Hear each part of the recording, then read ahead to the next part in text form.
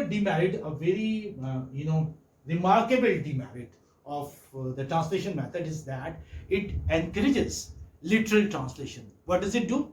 It encourages literal translation. What do I mean by literal translation? Yes, do you know what does it mean? Literal translation?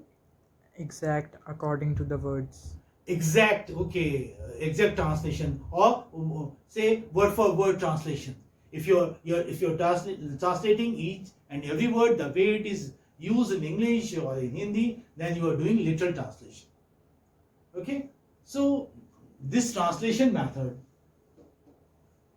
if you're teaching English language through translation method, what are you doing? You are in a way encouraging literal translation. And literal translation, I tell you my dear students, can be very funny, very weird, because at times you are not required to do the literal translation. You are understand the soul of it, and just translate it into your own words without translating it literally. For example, this is very funny. A student might write, the question does not take birth. The question does not take birth. Instead of writing, the question does not arise. If suppose if I ask a student, ये तो सवाल ही पैदा नहीं होता. ये तो सवाल ही पैदा नहीं होता. What would you say? If he translates, because he is taught through translation method, he would say, the question does not take birth. It's very funny, very weird, isn't it? What should he say instead? He should say, the question doesn't arise. So the translation method encourages a close association between the foreign language and the mother tongue, which is responsible for many mistakes in the students' use of English. Because this is how, teachers tell, it's not their fault as well. They say that there is a close connection between the two languages, and this close connection has to be exploited. This is what. And okay, at times it is okay, but at times it's not. Sometimes you can have a literal translation. Sometimes it is easy, but sometimes it's very complex.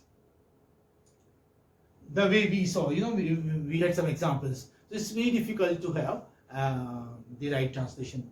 So what is the fault with the translation method? What is the disadvantage? What is the demerit with the translation method? That it encourages literal translation method. I would like to write some examples. They're very funny. I'm reminded of them. Yes. Yes. Oh, okay. Now you tell me, what does it mean?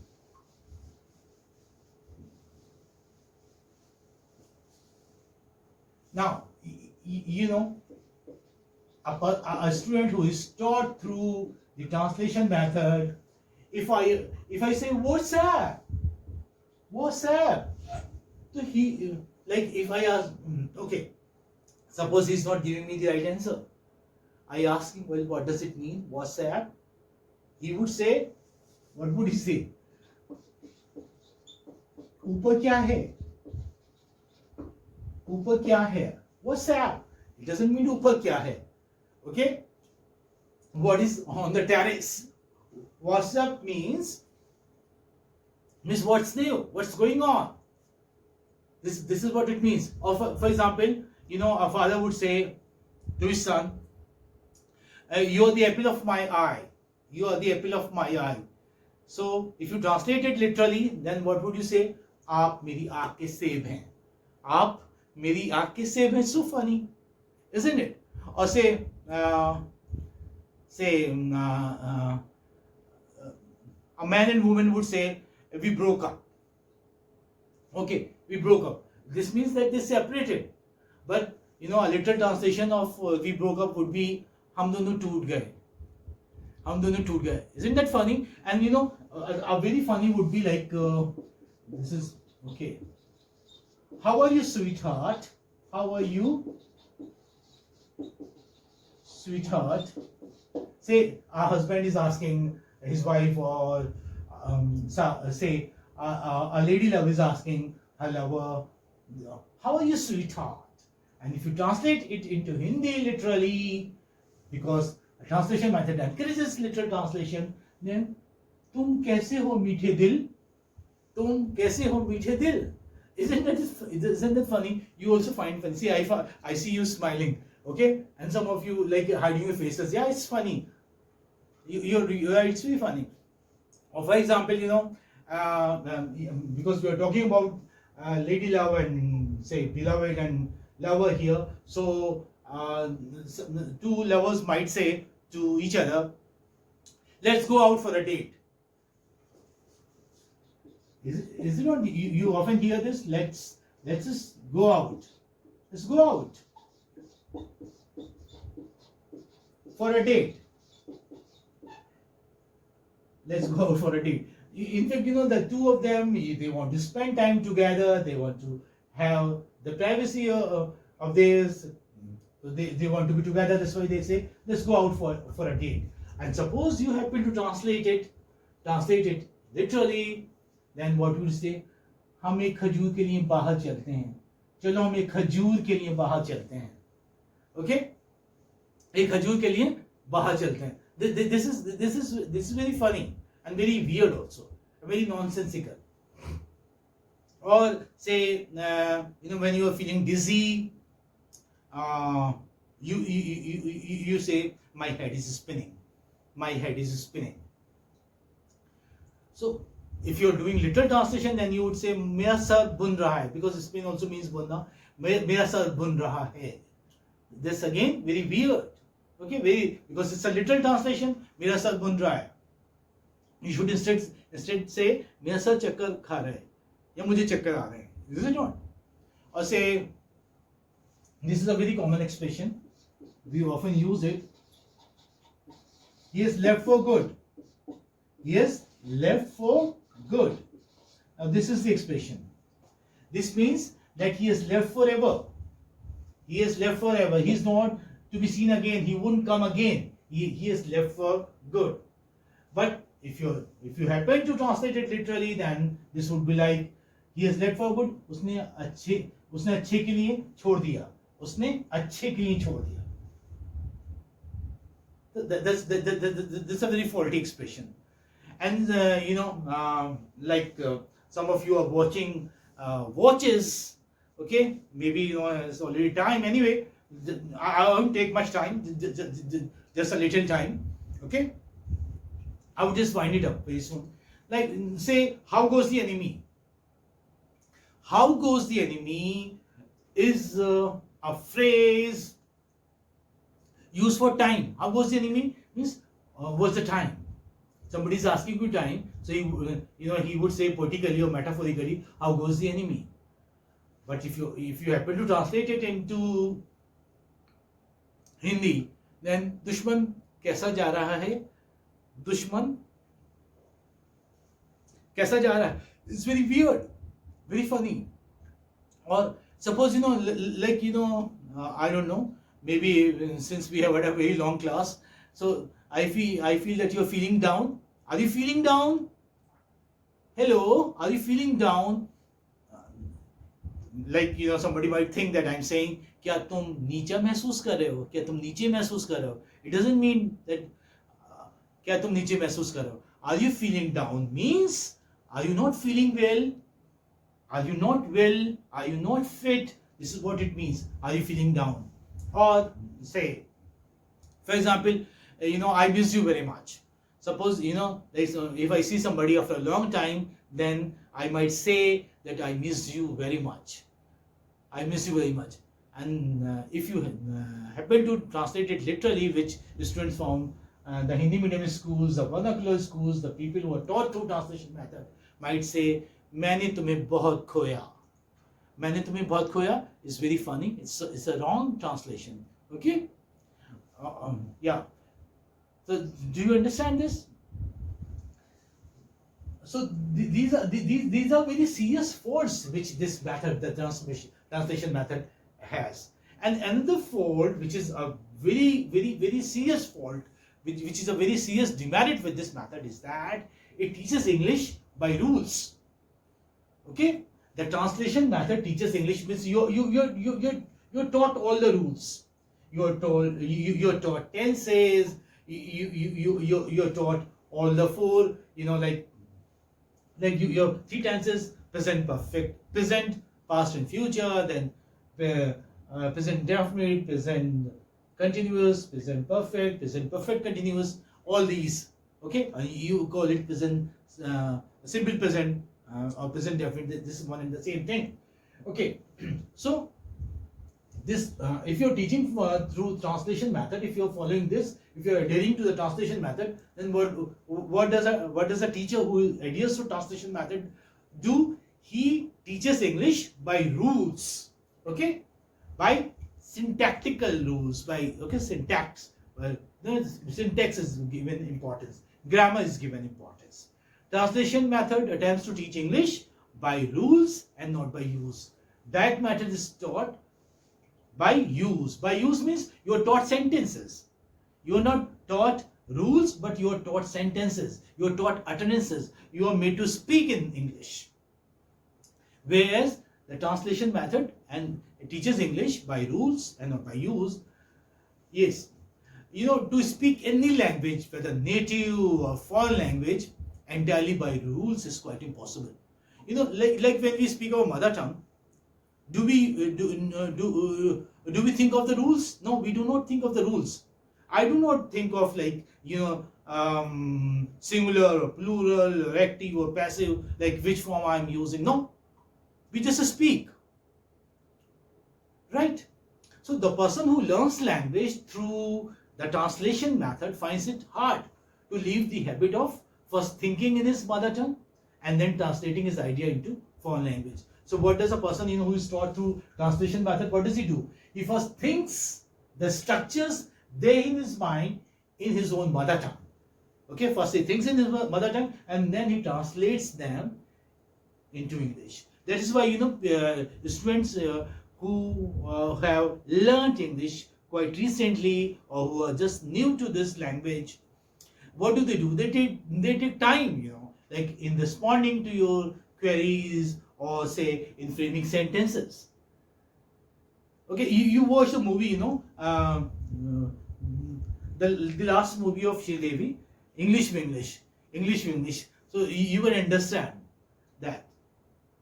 Many of you must have watched the movie. Okay, watch it again, and then you would find that how difficult it is for the non-native speakers to learn this language, the English language. You're going to enjoy it. So the person I was telling you who learns English language through the translation method finds it hard to leave the habit of first thinking in his mother tongue. He first thinks in his mother tongue and then translate it into English. Okay. And those who are taught English through the translation method never acquire, I'm telling you, never acquire the habit to think in English and speak confidently. I don't know, like I find them, they're all the time struggling with the rules of grammar. They would say whether I should use the present definite tense or the past indefinite tense, I don't know. This is what, should I use this preposition or that preposition or this article or that article, this is what. So they are always struggling with the rules of grammar. If you're struggling with the rules of grammar, you won't be able to speak. So first learn to speak, and then that you learn the rules, then it's better for you. And this is how in public school students are taught. They are taught the uses first, they are taught the utterances, they are taught the sentences, and later on they are taught the rules. So it is easy for them to grab it. This is how we learn our mother tongue also. We first learn how to speak it, and then later on we learn what is ekvachan and bahuvachan and all. Okay? Or what is striling and pulling. Because that's not that important. Or what are samas and all. Okay? I don't even remember them correctly. But this is how. Grammar, comes much later when you already mastered the spoken skill. So once you master the spoken skill, then it is easier for you to learn the rules even. And once you know, why do we learn rules? Well, my dear students, we learn rules because rules, or say grammar, gives us the correct sense of language. If you know grammar, you have the correct sense of language. You know that you are speaking correctly. You know that you are making right sentences. You know the person who is speaking to you knows English, is making right sentences. So this gives you a correct sense of language. And yes, this again is a very big demerit. What is it? That this method is not very interesting. Well, this can be interesting with the smart teachers. If a teacher happens to be smart, then he can make the method he can make any method interesting. But in most of the cases, like teachers are not good at English language. I'm sorry, but then it's a fact. That's why I'm saying it. So this method, I mean, if a class is taught through translation method, the teaching of the English language becomes very uninteresting. Okay, it's not thrilling, it's not a joyful experience. Translation method is dull and mechanical. The learner is a passive recipient of knowledge, because the students, they keep sitting, the teacher is speaking all the time, he's translating each and every sentence into the mother tongue. Like he would teach, once upon a time, एक बार की बात है, there was a king, एक राजा था, he had 4 sons, उसके 4 बेटे थे. This is how. So this makes a very dull teaching of English. And why? Because the students are not interactive. They are the passive recipient of knowledge. They are the passive learners, you may say. Yes. So like he does not take actively in the learning process. I mean, if a student is taught, or say students are taught, so they do not take part actively in the learning process. They remain to be passive learners. Translation method is bookish. No aids are used, audiovisual aids are used to make lessons interesting. It reduces the learning of a living language, because English is a living language, to that of a dead language. It's such a beautiful language, it's a wonderful language, I'm telling you. But if it is mishandled, if it's taught through translation method, and like if a dull teacher happens to teach this language, then it becomes a dead language. It becomes an uninteresting language. That's why when students come from the school and they join the college, they come for higher studies here, I find that like they cannot read properly, they cannot write even a sentence correctly. So I don't know, I feel very hopeless. In fact, their condition is very hopeless, and that hopeless condition makes me feel hopeless. I just wonder as to what they were doing there in the school. Why? Just a few, just a handful of them are okay. Okay, seldom do we get good students. Seldom do we get good students, because most of the students come from the Hindi background schools, Hindi medium schools, or say rural background. So it's in fact not very interesting class. We cannot enjoy teaching also. We enjoy teaching only when we have smart students. And literature can be appreciated only by those students who already know the language. They come and out for literature and they don't know even ABC of literature. They cannot read properly. There's a problem that we face. Yet I tell you that now you are senior students, you picked up language, you can speak, okay, you can speak. I don't say that you can speak very well, but at least you can speak, you can make out, you can write well at least. So like when students join, they are not good at English. So we have to put in much labor with them. We have to work very hard with them to say raise their level, to make them comprehend this language or to appreciate literature. So it becomes a very challenging task. Not on my behalf, but I would say this on behalf of all the teachers. Even all the teachers, all my colleagues, they all face the same problem. This is for say for a couple of months initially when they join the college or when they join our department. The first 2 months are very difficult. Why? Because we have to work very hard with them for making them understand the English language. Yeah, The translation method, I was telling you, although it has been universally condemned, I would say, not here in our states, but in South India you won't find teaching of English language through translation method. They do not follow. They follow the direct method. This is followed there in our states only, in the North Indian states, in the Hindi speaking states, you may say.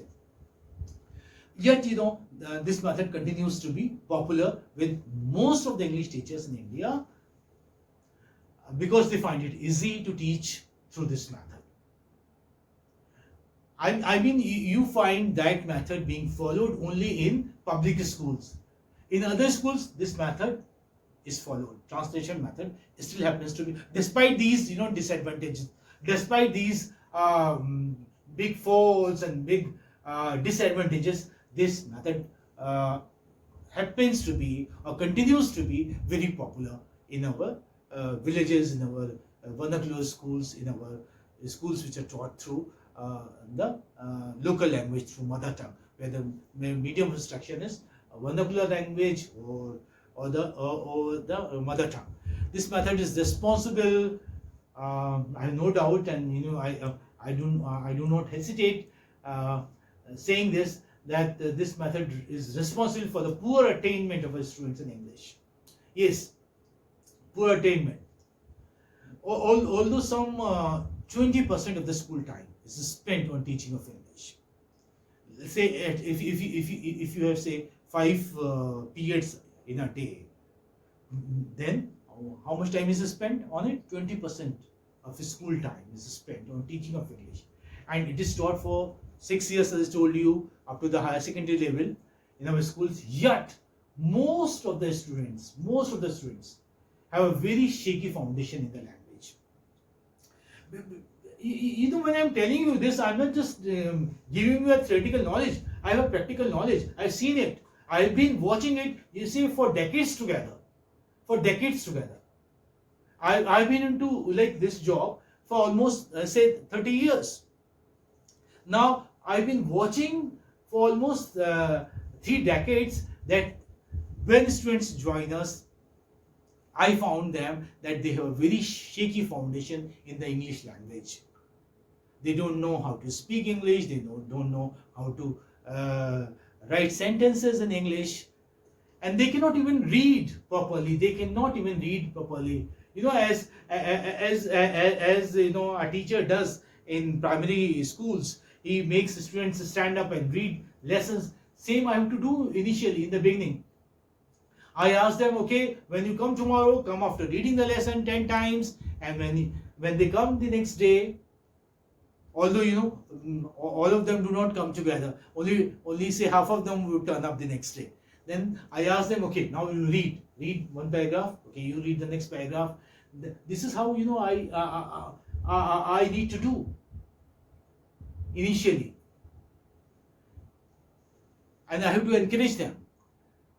And since you are the senior students, you should also encourage your junior students to understand English, to learn English. Just motivate them.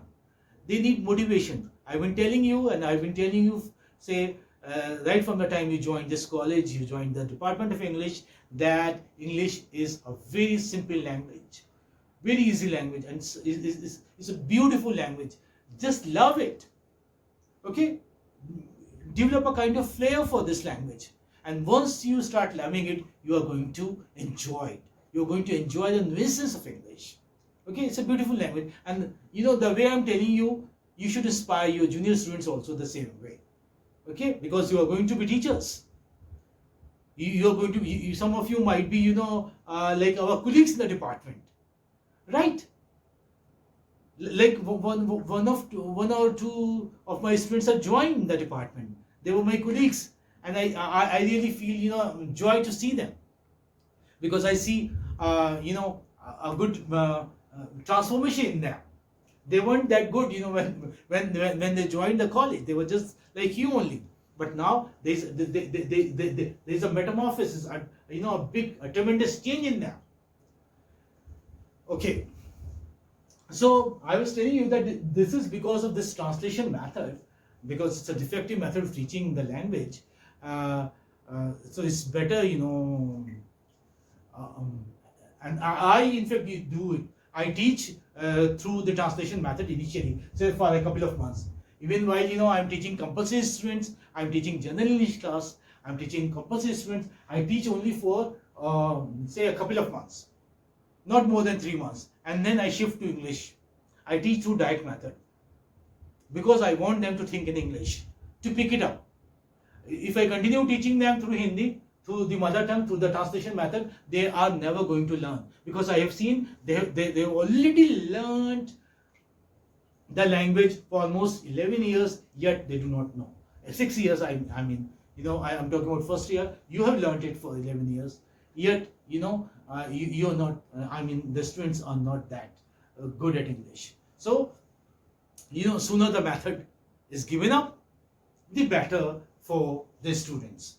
Okay, sooner the method is